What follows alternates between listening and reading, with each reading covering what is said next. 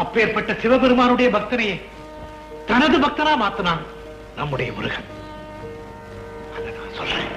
பொய்யாமொழி புலவரே வணங்குகிறேன். வாருங்கள் குமரப்போழலே, அமருங்கள். நன்றி நன்றி. பெரும் நிலக்கரான தாங்கள் இவ்வேழை புலவனை நாடி வந்த காரணம் என்னவோ?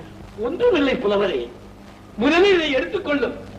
1000 வராகன் இருக்கிறது. 1000 வராகனா? எனக்கா? எதற்கு? நான் வணங்கும் எம்பெருமானாகிய முருகன் மீது தங்களின் திருவாயால் ஒரு கவிதை பாட வேண்டும். அடியேன் அதை கேட்டு கேட்டு மகிழ வேண்டும். என்ன சொன்னீர்?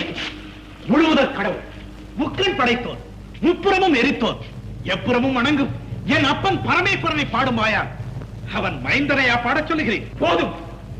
எனக்கு வாழ்வளித்த வள்ளலை, வடிவேலனை, வண்ணமயில் வாகனனை பாடமாட்டேன் என்ற ஏளனமாக பேசுகிறேன்.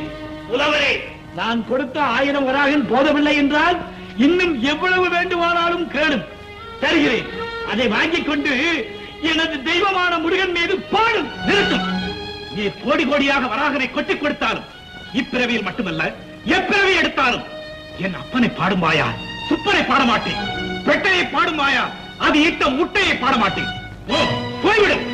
முருகா, நான் உன்னை வணங்குவது உண்மை என்றால், கண்கண்ட தெய்வம் என்றால், சத்தியத்தின் உருவம் என்றால், தத்துவத்தின் பொருள் என்றால், புத்தி தடுமாறி பேசும் இந்த பொய்யாமொழி புலவனின் ஆணவத்தை அடக்கி உன் காலிலே மண்டியிட்டு மன்னிப்பு கேட்க செய்வேன். அது மட்டும் போராது முருகா, இந்த புலவன் வாயாலேயே உன் புகழை பாடுபடி செய்ய வேண்டும். புகழை பாடுபடி செய்ய வேண்டும். பொய்யாமொழி, வருகிறேன்.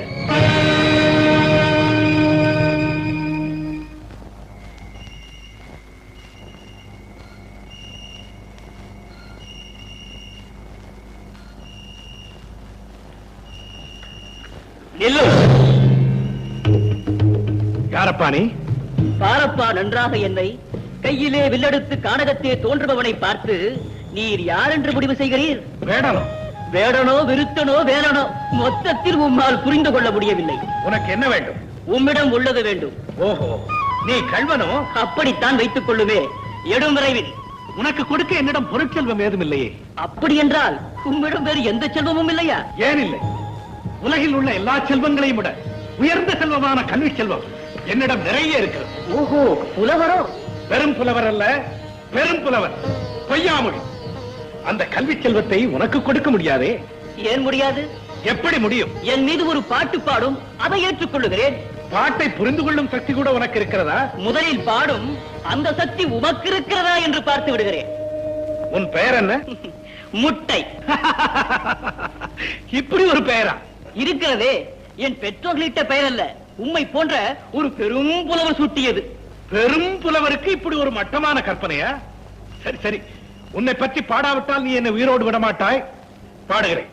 பொன் போலும் கள்ளி பொறி பறக்கும் காணலிலே, பொன் போலும் கள்ளி பொறி பறக்கும் காணலிலே, என் பேதை செல்லற்கு இயல்தனலே,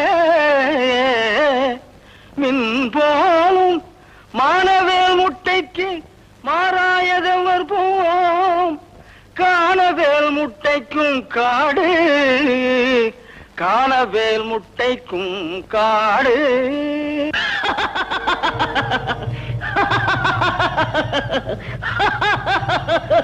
ஏன் சிரிக்கிறார்? நீர் பாடிய பாடலில் சொற்குற்றம் இல்லை, ஆனால் பொருட்குற்றம் இருக்கிறது.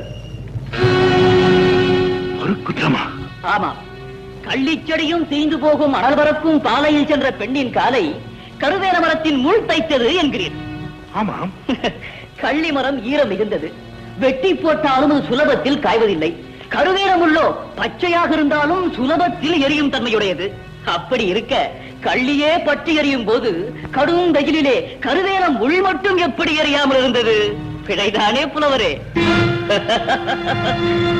இந்த லட்சணத்தில் கல்வி செல்வம் ஏராளமாக வைத்திருப்பதாக தலைக்கணம் வேறு, தமிழ் புலமை வேறு, பார்வதி பரமேஸ்வரன் பக்தி வேறு, பெட்டையை பாடும் வாயால் முட்டையை பாடமாட்டேன் என்ற திமிரான பேச்சு வேறு. எம்பெருமானே, அம்மையே, அப்பா, யாருது? யாருது? முட்டை.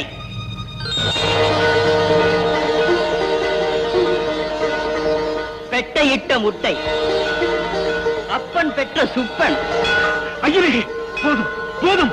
கோடி கோடியாக கொட்டி கொடுத்தாலும் உன் மீது பாடமாட்டேன் என்று குமரப்ப வள்ளலிடம் அகந்தையாக பேசி அவமதித்தேன். என் அகந்தையை அழிக்க வந்த அழகு தெய்வமே, கவிதை இன்பமே, கன்னி தமிழ் வளர்த்த சங்கமே, என்னை மன்னித்து விடுங்க, என்னை மன்னித்து விடுங்க.